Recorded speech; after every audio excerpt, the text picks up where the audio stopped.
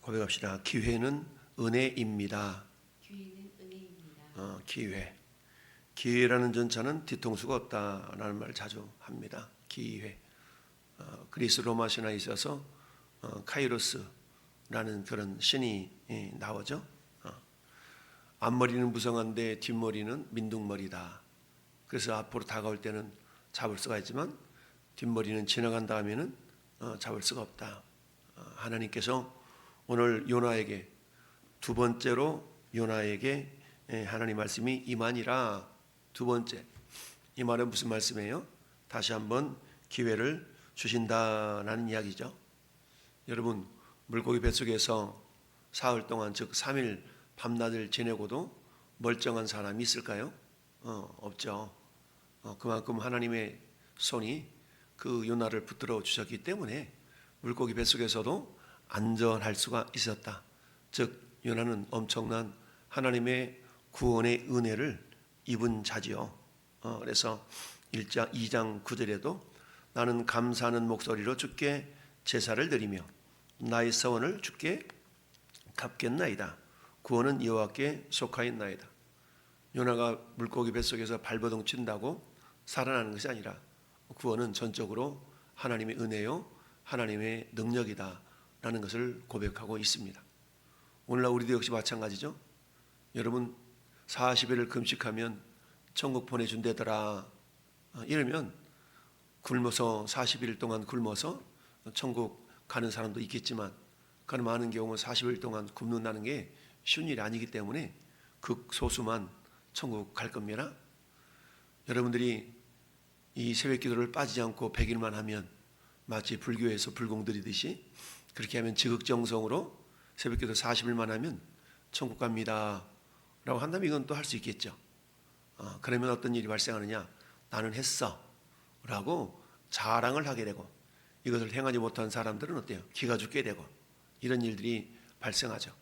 그런데 성경은 우리에게 말씀하기를 너희가 그 은혜를 인하여 믿음으로 말미암아 구원을 받았나니 이것이 너희에게서 난 것이 아니요 하나님의 선물이라. 행위에게서 난 것이 아니니 행위에서 난 것이 아니다.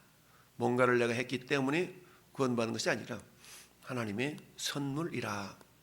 즉 구원이라는 것은 그 근거가 나에게 있지 아니하고 전적인 하나님의 은혜, 하나님께 있다라는 겁니다. 이 장을 통해서 요나의 기도를 우리가 돌아보았는데요. 물론 그 기도가 100% 하나님을 기쁘시게 하는 기도는 아니었어요. 그럼에도 불구하고 하나님은 다시금 요나에게 기회를 주시는 그런 자비의 하나님이신 것을 봅니다. 그래서 물고기 뱃속에서 하나님의 은혜를 깊이 경험했던 요나. 두 번째, 하나님의 말씀이 임했어요. 여러분 3장 1절 2절 말씀은 1장 1절 2절 말씀과 거의 유사합니다. 그래서 1장 2절 한번 볼까요? 다시 1장 2절을 보면 너는 일어나 저 큰 성읍 니느웨로 가서 그것을 향하여 외치라. 그 악독이 내 앞에 상달되었음이니라 하시니라. 오늘 3장 2절도 일어나 저 큰 성읍 니느웨로 가서 내가 내게 명한 바를 그들에게 선포하라 하신지라. 한번에 말하면 일어나 가서 선포하라 이거 아니겠어요? 선포하라. 1장 2절에서는 외치라. 외친다는 말이나 선포한다는 말이나 원어로 말하면 카라라는 단어로 동일하거든요. 우리 한글로 번역할 때는 외치라 선포하라 다르게 번역을 했지만 원어로 말하면 동일한 단어입니다. 이처럼 하나님께서는 다시 한번 요나를 부르실 때에는 동일한 사명을 다시 한번 주신 것이죠. 따라서 다시 한번 복음을 전할 기회를 하나님께 주신 겁니다. 이것이 뭐라고요? 이것이 은혜란 얘기입니다. 여러분 예수 그리스도를 믿는 모든 사람들은 사명자라고 말할 수가 있습니다. 사명이 있다는 얘기죠. 이는 마치 사도 바울이 주 예수께 받은 사명 은혜의 복음을 마치려 하면은 조금도 생명조차도 조금도 귀한 것으로 여기지 않겠노라 고백했던 그 사명인데 우리 하나님은 전에 여러분들에게 주신 사명이 뭡니까? 우리를 교회로 부르셔서 교회 내에서 구원의 복음을 듣고 말씀과 기도와 성령의 능력으로 무장해서 세상 속에 나가서 우리가 행하는 것들이 뭡니까? 복음을 전하는 일이죠. 결국 오직 성령이 너희에게 임하시면 너희가 권능을 받고, 예수 그리스도를 구주로 믿는 모든 자들에게는 성령님이 내주해 계십니다. 내주하신 성령님은 때로는 우리가 이해할 수 없는 모습으로 우리를 인도해 가시죠. 여러분, 오늘 요나에게 임했던 하나님의 말씀, 이제는 요나는 그 하나님의 말씀에 거슬러 정반대인 다시스로 가지 아니하고 하나님의 말씀대로 니느웨를 향하여서 저벅저벅 나아가는 걸 봅니다. 3절에 요나가 여호와의 말씀대로 일어나서 니느웨로 가니라. 여러분, 1장에서는 여호와의 말씀대로 움직이는 것이 아니라 자기의 생각대로 움직이는 사람이었죠. 그러나 물고기 뱃속에서 들어갔다 나오니까 이제는 어떤 사람으로 변했어요? 여호와의 말씀대로 움직이는 사람이 되었더라. 따라서 여러분, 2장 하나님의 말씀이 즉 요나가 물고기 뱃속에 들어가기 전에 요나와 물고기 뱃속에서 들어갔다 나온 이후에 요나는 전혀 다른 사람으로 변화가 된 것을 봅니다. 물고기 뱃속에 사흘 동안에 들어가 있는 모습은 뭐예요? 예수 그리스도께서 사흘 동안 무덤 속에 갇힌 사건을 말하죠. 이걸 보통 예수 그리스도의 죽으심, 무덤에 묻히심, 지옥 강화 다양하게 표현합니다. 그러면 성경은 예수님의 이야기임과 동시에 또한 우리 이야기, 나의 이야기가 되어야 되기 때문에 요나가 뱃속에 물고기 뱃속에 들어갔다는 얘기는 거 누가 들어간 거예요? 내가 들어간 겁니다. 내가 들어가서, 그러면 내가 물고기 뱃속에서 결국 목숨은 붙어 있지만 나온 이후의 삶은 죽어야 되는데 살아있다는 얘기는 뭐예요? 이미 죽은 목숨이라는 얘기죠.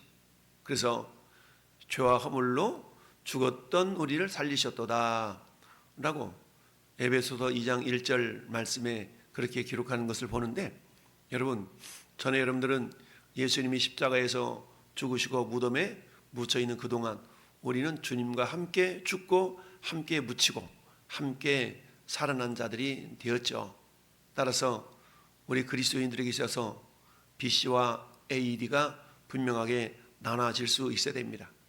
Before Christ, 내가 예수님을 믿기 이전에, 예수 믿고 내 옛사람의 성품이 죽어지기 이전에, 그리고 예수님을 믿고 옛사람의 성품이 예수님과 함께 무덤 속에서 죽어진 이후에, 마치 요나가 물고기 뱃속에 들어가기 이전의 요나와 물고기 뱃속에 들어간 이후의 요나의 자세가 달라진 것처럼, 물고기 뱃속에 들어가기 이전의 요나는 내 생각대로 자기 뜻대로 움직였다면, 물고기 뱃속에서 나온 요나는 이제 여호와의 말씀대로 움직이는 자가 되었다라는 얘기입니다. 그러나 여전히 물고기 뱃속에서 나왔다 할지라도 요나는 어때요? 100% 완전 변화된 요나가 되면 얼마나 좋겠어요. 전에 여러분들이 예수님을 믿고 그 말로 성령님이 우리 안에서 역사하심을 따르고 100% 완전하게 내가 죽어서 할렐루야만 외치고 살아간다면 얼마나 좋겠습니까? 그러나 예수님을 닮아가는 성화의 과정은 우리의 일평생의 여정입니다. 마찬가지로 요나는 비록 하나님의 말씀대로 일어나 니느웨 성을 향하여 나아갔습니다. 근데 성경은 표현하기를 니느웨는 사흘 동안 걸을 만큼 하나님 앞에 큰 성읍이더라 라고 말씀하고 있습니다. 그런데 실상 역사학자들에 의하면 이 니느웨 성은 그다지 물리적으로 큰 성읍은 아닌 것으로 나타납니다. 지름이 한 5.5km, 둘레가 약 12km 정도 되는 성읍이니까 그렇게 큰 성읍은 아니었다라고 말합니다. 그곳에 살고 있었던 사람의 수는 우리가 4장에 가보면 4장 마지막 절에 하물며 이 큰 성읍 니느웨에는 좌우를 분별하지 못하는 자가 12만 명이요. 12만 명. 그러니까 좌우를 분별하지 못한 자가 12만 명 정도니까 많이 잡아야 한 3, 40만 명 정도 사는 그런 도시죠. 그러면 우리 평택 인구가 몇 명이에요? 평택이 한 거 60만 명 거의 되어 가니까 평택보다 작은 성읍일 수가 있는 것이죠. 자, 이런 성읍인데, 근데 요나의 눈에는 크게 보였던 것이죠.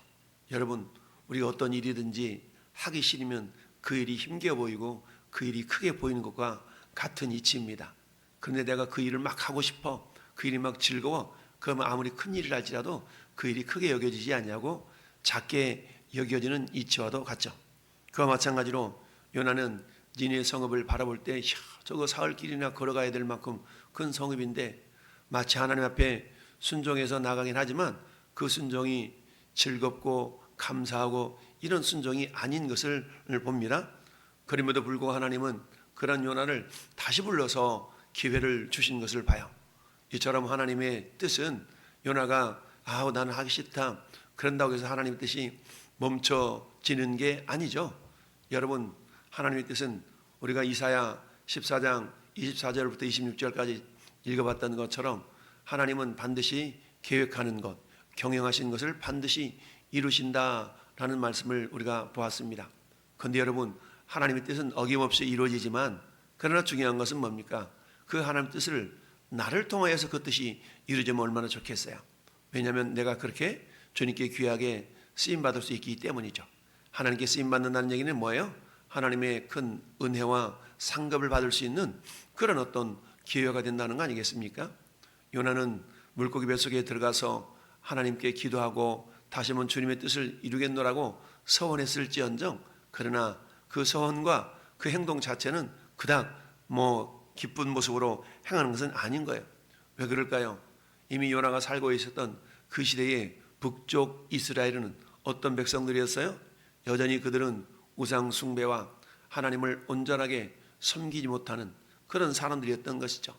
그것을 향하여서 요나뿐만 아니라 아모스 선지자 그리고 호세아 선지자가 북이스라엘 향해서 그렇게 복음을 선포하고 외쳤음에도 불구하고 북쪽 이스라엘 사람들이 변하지 않았습니다.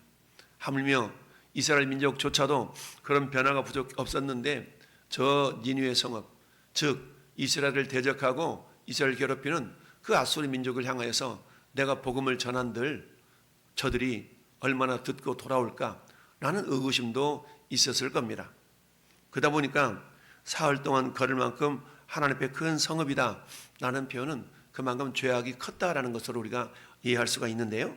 요나가 그 성읍에 들어가서 하루 동안 다니면서 외쳐 이르되 40일이 지나면 니느웨가 무너지리라 하였더니, 그러니 요나는 왜 여러분들이 회개하고 돌아와야 되는가라는 것을 원인과 그 방법과 이런 것들을 말하지 않냐고 그저 그냥 외쳤던 겁니다. 40일이 지나면 이 성읍이 무너집니다. 왜 무너지는가?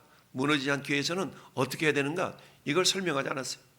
단순하게 5마디만 외쳤어요. 40일이 지나면 이 니느웨 성읍이 무너집니다. 이렇게 외쳤어요. 그것도 사흘길을 다니면서 복음을 외치는 것이 아니라 사흘 동안 다녀야 되는데 그냥 하루만 하고 말았어요. 이 모습을 보면서 우리는 어때요? 요나가 니느웨 성읍에서 복음을 전하는 그 모습 자체는 진정성 있게 그야말로 열정을 다해서 복음을 전하는 것은 아니라는 것을 우리가 알 수가 있습니다. 그런데 놀라운 일이 발생을 합니다. 니느웨 사람들이 하나님을 믿고라는 말은 아만이라는 뜻인데요. 믿고, 우리 아멘이라는 단어가 이 아만에서 왔거든요. 믿고 금식을 선포하고 높고 낮은 자를 막론하고 굵은 베옷을 입으니라. 요나는 그저 가볍게 40일이 지나면 무너진다 라고 외쳤는데 이 소식을 들었던 니느웨 성읍 사람들은 진정으로 하나님을 믿고 회개하는 역사가 나타난 겁니다. 뿐만 아니라 이 일이 왕궁에까지 들렸던 거죠. 여러분, 이스라엘 백성들이 저 이집트 땅에서 포로로 있을 때 하나님은 어때요? 하나님은 모세와 아론을 백성들 가운데 보내면서 회개하러 그러지 않았죠. 하나님은 모세와 아론을 누구한테 보냈어요? 이집트 왕 바로에게 보냈어요. 마찬가지로 하나님께서 요나를 저 니느웨 성읍 왕한테 가가지고 복음을 전해 이러지 않았어요. 그냥 니느웨 가서 복음을 전해라. 그러니 이 요나는 그야말로 정성을 다해 열정을 다해서 복음을 전한 것이 아니라 길거리 가면서 그냥 우리가 말하면 노방전도 한 겁니다. 노방전도 쭉 지나면 노방전도 했어요. 사흘길 가야 그 도시를 도는데 그것도 하루 동안만 한 겁니다. 그런데 놀라운 역사가 나타났죠. 높고 낮은 자를 막론하고 굵은 베옷을 입었다. 베옷을 입었다는 얘기는 회개의 모습을 나타내는 상징적인 표현이죠. 그 일이 니네 왕에게 들림에 왕이 보좌에 일어나서 왕복을 벗고 굵은 베옷을 입고 제위에 앉으니라. 제위에 앉았다는 것은 회개의 모습이거든요. 그러니까 왕과 그의 대신들이 조소를 내어 니느웨에 선포하여 이르되 사람이나 짐승이나 소떼나 양떼나 아무것도 입에 대지 말며, 여러분 사람으로부터 짐승에 이르기까지 금식을 선포하면서 그야말로 하나님의 자비를 이렇게 구하는 그런 어떤 회개의 모습을 보이고 있는 겁니다. 비록 요나는 복음을 전함에 있어서 진정성을 가지고 전한 것이 아니었지만, 그러나 하나님의 역사는 어때요? 요나가 그렇게 가서 흉내만 내다시피 하는 그렇게 복음을 전했을지라도 하나님의 역사는 이 말씀을 듣고 회개하는 역사를 이루어 가셨다 하는 얘기죠. 여러분, 이걸 통해 우리가 알 수 있는 건 뭡니까? 내가 설교를 잘했기 때문에 구원이 있고 설교를 못했기 때문에 구원이 없고, 이게 아니에요. 구원이라는 건 전적인 하나님의 은혜인 것을 우리가 알 수가 있습니다. 오늘 본문을 통해서 첫째로 하나님은 그야말로 넘어져 있었던 요나를 다시 찾아가셔서 하나님의 구원의 은혜를, 그리고 주님의 귀한 동역자로 쓰임받을 수 있는 기회를 주셨다라는 사실. 우리들도 역시 마찬가지.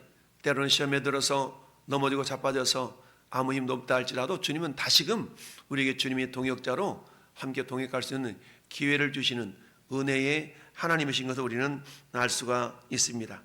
여러분, 우리는 열왕기상 19장에서 엘리야가 이세벨에게 쫓겨서 그야말로 낙심하며 절망하며 그야말로 광야에 있을 때에 우리 주님은 천사들을 통해서 여러분 고기를 대접하고 떡을 주고 이렇게 해서 어때요? 힘을 돋구어서 다시금 사명을 감당하도록 했던 것을 우리가 봅니다. 이처럼 하나님은 우리의 연약함 속에서 여전히 당신의 뜻을 이루어 가기를 원하십니다. 단지 우리가 순종했을 때 우리의 열심이 크거나 우리 열심이 적거나에 근거하지 아니하고 오직 하나님 말씀의 능력에 근거하여서 구원의 역사를 이루신다라는 얘기죠. 사도행전 3장에 은과 금은 내게 없거니와 내게 있는 것을 내게 주노니 나사렛 예수 그리스도 이름으로 일어나 걸으라 라고 외쳤던 베드로의 외침에 안전뱅이가 일어서서 걸으며 하나님을 찬양했던 것과 같은 이치죠.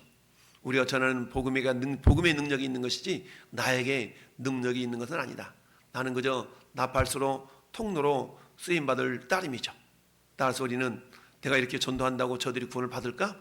라는 것을 생각하는 것이 아니라 나에게는 능력이 없지만 내가 전하는 이 말을 듣고 한 영혼이라도 성령이 역사한다면 주님의 놀라운 구원의 역사가 이루어지겠다라는 그런 믿음을 가지고 우리는 하나님의 말씀에 순종할 수 있어야 된다라는 얘기죠.